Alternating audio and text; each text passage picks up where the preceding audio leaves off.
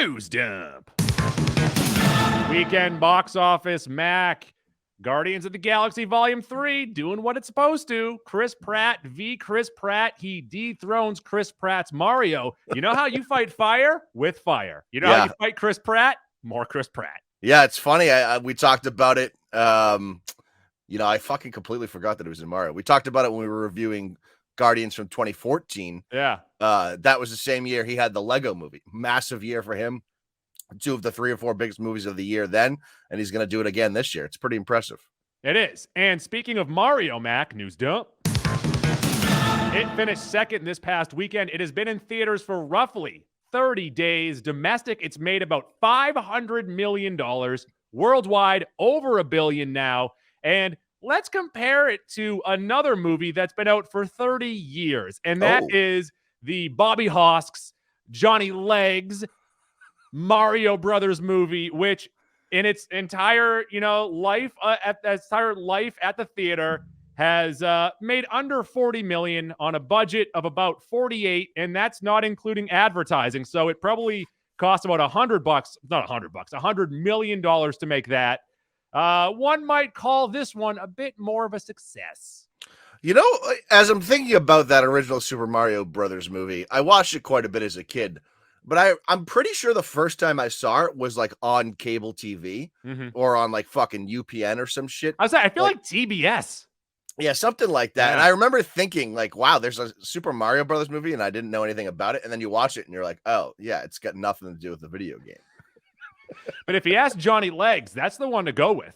I'll tell you, that movie... There's probably like 8 to 10 really bad movies I watched as a kid that I still really like. That's one of them. I don't know why I like it. I have no reason to like that movie. No one has a reason to like that movie. That movie's objectively terrible, and I actually like the movie. News dump. Mac, I have news. I have horrible news. The Writers Guild of America is on strike, and that is not good for our entertainment. Yep. As a podcast that often talks about television and movies, more so movies, which is a little less affected by this because, the thing with movies is it's not as ongoing of a process writing as it is with a television show. Typically when the script's done, it's done. And then, you make some edits along the way. And movies are 2-3 years in the making, whereas shows are getting made every year, roughly, or seasons of shows. So TV definitely gets affected more by this than movies. This hit at the beginning of the month, and I am such a union guy through and through, so I'm totally on board with this. And, same over here. We're a union podcast, and to further underscore how important it is to support this, the last time they let the hack writers write, they ruined every good show on television. Lost, I think that was season 3 or 4 of Lost that went completely off the rails. Yeah. Same thing with Prison Break, although that wasn't as good as Lost. Heroes went from maybe the best show on TV to the worst piece of shit you've ever seen. Friday Night Lights, they had that story with Tara and fucking Jesse Plemons killing a guy that they just gloss over at the end of the season. Also, all the late night talk circuits got fucked up because they had to write their own stuff. And if you watch some of Conan's stuff during that time, it's hilarious because he's like, look, the writers write everything for me. So whatever you see here is not going to be good. He had a full segment one time where he was spinning his wedding ring. Inception style. Yeah. Yeah. So if you want to know the leading issues here at the forefront of this is now that streaming has become so wildly successsul and really has taken over for broadcast television for the most part, other than, even like HBO, that's not even broadcast TV. So, we have all these old school, contracts or ideas that are built in. Yeah. And now all these shows are blowing up on streaming. But the problem with these streaming shows is they have no royalties built in. Yeah. So there's nothing for reruns, syndication, all that stuff. Right. So all these writers that were making X, Y, and Z off of syndication, they don't get that with these streaming shows. So they're trying to fight and change that. Also, with inflation, that's a natural thing. It's a living wage with inflation, which That's usually, not to get too far into union stuff, that's usually what we ask for. It's like $2 or $3. It's not like, give me $1 million right now, which I would take if they wanted to offer it to me. But it's That'd be like, nice. no, we're just looking for a little raise because that's how the world works. It is interesting, though, that within, so the last time this strike happened was what, 2009, maybe 2008? I think it was 07. Yeah, in that range. Yeah. Streaming like wasn't a thing then. Yeah. Netflix existed, but we were using Netflix by mail. We were getting discs in the mail. So it's time for them to update that to current times and really fairly assess how those writers should be paid. So that makes sense.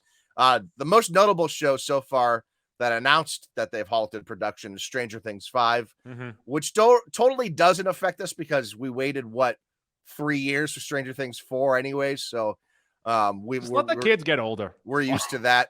Yeah.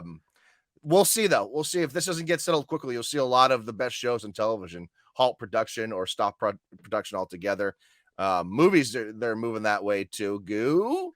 Well, before you get to that movie, also, this is a podcast that is written by union writers, so we're going to have a real issue here. We're going to go from unfunny to really unfunny. Stop. You mentioned a movie that's being halted, and that is Blade once again. Yep. So that's the most notable one I saw. I'm sure they'll be announcing these over the next couple of weeks, movies that have stopped production. This is notable, of course, because it's one of the bigger MCU properties that we've been waiting on for a couple of years now, ever since they introduced Mahershala Ali as the titular character, Blade. Nice. It's also notable because they just added True Detective creator Nick Pizzolatto as the lead writer. Mamma mia. Which marks a reunion between him and Mahershala Ali as well.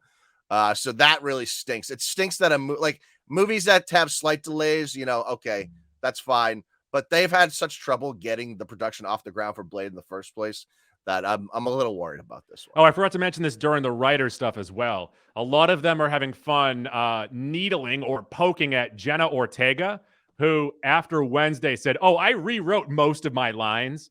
And they're all like, "Well, why aren't you out here picketing with us, Miss Writer?" That's a case of an actor doing too much.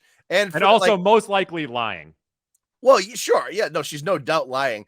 Also, I feel like in her head, she's read the line, she's read the scene, and maybe she'll change the order of the words or change it slightly, but the idea was there from the writers. So it's not her idea on the line or the dialogue. It's still the writers that wrote it. And then she's like, I created Wednesday Adam. This is a character that I made up just last week.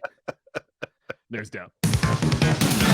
Karl Urban talks to join Mortal Kombat 2 as Johnny Cage. You know what? I have liked Karl Urban in just about everything he's ever done. So I am here for him to get kooky. That's a good word for him. Kooky in Mortal Kombat 2. Yeah, I mean, I don't know how much I love the casting but also I don't love Mortal Kombat as a concept. So do whatever you want. Just have it be as fun as the first one. It's combat to the mortally wounded. What don't you like about it? Get as cheesy and stupid as the first one. Yes, agreed. Fatal. What was the line? Flawless victory. Finish him. Those are the lines that you would have gotten if there were no writers. What if people just start making noises now? Also, and I thought about this because I know that Dork has a Hall of Fame. At what point does Karl Urban get consideration? Good question. Because he's been in a lot of Dork properties. He's been in 3 Marvel movies now? All 3 Thor movies? He has been in The Boys. He has been in Dredd. Oh, good call. Yeah. And this is only going to add to it. Speaking of Dredd, speaking of alliteration, news dump. We don't have any writers, guys. We're fucked. We are porked. Dune Part 2. Also known as Tune. The trailer has come out, and it picks up right after the first one. Yes, we see Timmy Show's riding that sandworm in this, which apparently is going to be He's got a a big cowboy hat part on. of the movie. Uh, Yeah. I It's Beetlejuice. I can't say I'm worried about this movie because Denis Villeneuve is like the best director on the planet. Yeah. But I'm a little worried I'm going to be let down by like the conclusion of this movie. Yeah, but you got Elvis in this movie, though.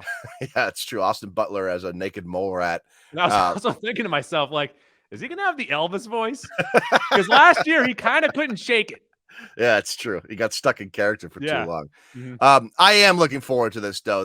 Honestly, the trailer didn't like make it move at all for me. Yeah. But I liked so much the setup in the first movie Yeah. that I'm hoping that they land the plane well. Also, here. I joked around a lot about this during the first one about, hey, I'm going to watch it on my cell phone because it's on HBO Max and that's the way the creators wanted you to see it. I am looking forward to seeing this on a big screen. That's fair as well. Yep, because I watched the other one at home. I watch it on my phone while on the Peloton. News dump. Will Ferrell is creating a golf show based off the PGA Live drama. So Will Ferrell has not had a big hit in a while. So we do have to sort of recognize that. However, and because there's been so much drama in the golf world the last couple of years, and with the Koepka and DeChambeau stuff, I think that this could end up being pretty funny. And because golfers and pro golfers inherently are like pretty cunty, I think that you could get good humor out of this. And with the nuances of rules and some guys that are big rules guys over some guys that don't care, there's a chance for this to be successful. But again, it's been a bit since Ferrell's had a hit. Let me ask you, when was his last sports comedy? Oh, because I feel like his sports comedies have a better hit rate? Question mark. He had Talladega Nights in 06, Blades of Glory, what, 2 years maybe later? Or Blades of Glory might have been just before or just after. It was after Napoleon Dynamite in 04. So, Kicking and Screaming, I think, was 03. Yeah, Kicking and Screaming was before Talladega Nights, and his Jackie Moon might be the last one. Oh, which was the worst Semi-pro. of the bunch. Yeah. But maybe the funniest first 5 minutes. True. And it is a decent enough character, Jackie Moon. Yeah. Yeah, you're right. When he's gone into those farcical things, he's actually been pretty successful. So that, plus you like that Eurovision movie. You were just all over that last year. You couldn't stop talking about it. Huge fan of it. Was that last year that came out? I think it was last year. No, I think that was like 2.5 years ago. I like ABBA though. I don't. You don't like ABBA? No, ABBA stinks. Whoa. They have a couple good songs that came out 30 years ago. They haven't made good music since. Yeah, I'm not talking about their new fucking songs. Okay, fair classic enough. ABBA. All right, yeah, classic ABBA's good. Take a chance on me. It's dope. It's movie anniversary time. It's morphin' time. It sounded like you were gonna say. Iron Man, the first one came out 15 years ago. Yeah. And we mentioned how important Guardians is to the MCU. I think it's the single most important movie in the MCU. But that movie would not have been successful or possible even without the success of Iron Man in 2008. I agree with you completely. Without Iron Man in 2008, because the next 4-ish movies from the MCU were not very good, and they didn't even make a ton of money. Iron Man 2 did off the back of Iron Man 1. But without the steady start of Iron Man and, bringing these characters to a pretty realistic, world around them, yes, Iron Man is such a huge part, maybe one of the most important cultural movies of all time, because it kicked off 15 years of what we've had. Yeah, like going into the Avengers in 2012, what would you say is the second best MCU movie? That's a fucking Thor, maybe Captain first America, Avenger, which but none of them are great, great. But they're not great. Yeah, so I mean that's really it's the Iron Man jump to Avengers, and then from Avengers to Guardians. Those are the three really pivotal points. I was on #Dork last night. Brag. Oh, were you? Yes, and I stumbled into a great joke. Ooh. So Keith was like, yeah, Iron Man, you do have the mirror villain. I'm like, yeah, but they don't look alike. One's Iron Man, one's Iron Showed. Because he's a big thing. It's pretty good. Yeah, that's... we don't have writers, guys. If you had delivered that with a Norm Macdonald delivery, it would have hit better. I should have paused a lot more. Iron Also, Chode. Yeah, Iron Chode. When you stop and you look around. Also, Mac, Iron Man 3 came out 10 years ago, and IGN had an article out saying that was the best Tony Stark movie. And I understand them saying specific to, outside of the costume, but Iron Man 1 is still a Tony Stark story. Yeah, and I raise you both of those with Endgame. Endgame is the best Tony I Stark would argue story. any of the Avengers movies. Endgame is the best Tony Stark story. I would take Tony Stark's story in Avengers 1, 2, 3, and 4 over Iron Man 3. Iron Man 3, I think, is fine. I think it's better than Iron Man 2. If you want to, so say if only Iron Man 2 and Iron Man 3 came out, and people were super confused James, gun to about your why head. they started it Sean, with gun Iron to your Man balls. 2. Iron Man 2 or 3. And like, this world only has those two movies. And you said Iron Man 3, that's a better Tony Stark story. I'm saying, yeah, you fucking nailed it. IGN is always on some bullshit. They fucking stink. But what they're trying to say is that Iron Man 3 is the most human story of all of the Iron Man movies because he's dealing with PTSD still stemming from the Avengers movie, and he's dealing with what lays the groundwork in Civil War and whatnot, and ultimately the disagreement between him and Cap. Civil War is a better Tony Stark movie. They all are. They're just idiots at IGN. They don't know how to tell you what they're talking about. I hope you didn't click on it. Because you know what that was? No. What? Clickbait. Yo. That's fucking yellow journalism. That's a little newsboy out there in the afternoon trying to sell afternoon papers.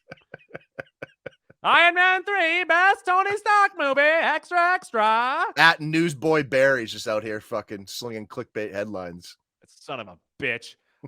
Then we also have X2 turns 20. Wow, what a year! What a year! X2. What a week! What a year! What are you talking about? Oh, it's this week too. Yeah, that happened last week. Okay. All three of these. All right. They're all from different years. You know how one of them was from 15 years ago. One was from 10 years ago. I'm saying this year. What a year is what I was saying. Oh, for Anniversaries. Communication there. Yeah. I guess. X2 is still a pretty good movie, Gil. Still a pretty good movie. You get a lot. I would argue. I mean, it's the best. It's the best of the original trilogy. The opening scene, I know that we've kind of talked about it on social media. I just re-released the opening scene podcast that we did 5 years ago. We're old guys, by the way. Old. But I think it's still up there with the best opening scene. I might take The Dark Knight over it. The opening scene to Logan is awesome, but this one is just so good. Yeah, and X2 also gives you an actual real sacrifice at the end of the movie. And we talk about all the time how movies are afraid to kill off characters. Of course, they had Dark Phoenix in their pocket, but they actually did something substantial in that movie. And of course, you get the whole, breaking out of that dam in it as well, too. The X2 is just still a good movie. It also sucks that Alan Cumming just didn't like having the makeup put on him, and that's why he didn't want to do the movies anymore, because he is so good in this movie. He's great. He's a great Nightcrawler. Maybe that's what our podcast is at the end of this week, because we need a topic. Maybe we do best one-offs in superhero movies or something. I don't know. Best makeup in superhero movies. Goo. Yes. Guardians of the Galaxy Volume 3 has 95% right now from the audience, so everyone is seemingly loving it. How did the Dork Boys like it? Well, Davey wasn't there because Davey hates the MCU now, and he just doesn't show up to MCU podcasts. Okay. That's why Goo gets called in. Sure. Keith loved it, and not to give anything away, but Goo's Juicy Six Pack. Ooh. You gave it a 5.5 or a 5. I gave it a 5. I did the math, and I think 34 is roughly a 5. Yeah, but I'm steadfast on that 34, though. I think I'm more into it now than when we talked about it. I agree. I agree with you. When I was teetering 35, 36, I said 36, and now I think I'm locked in at 36. I'm locked in at 34. I might have gone 5.5, but I think 5 is very reasonable as well. So, yes. Keith, what did Keith give the second one? Did you guys talk about that? I forgot to ask. But where did he rank it in the MCU? Did he give you that? I just kind of gave you a hint. Oh, okay. Yeah. I thought that meant the 6 stones. Maybe that also means that. Ooh. I don't know. So how many 6s? I guess I'll have to listen to the episode. Just a lot of 6s. It's whichever movie just came out last. That one has a 6. In the MCU of the 32 movies, Keith has 28 6s. Yeah. News up.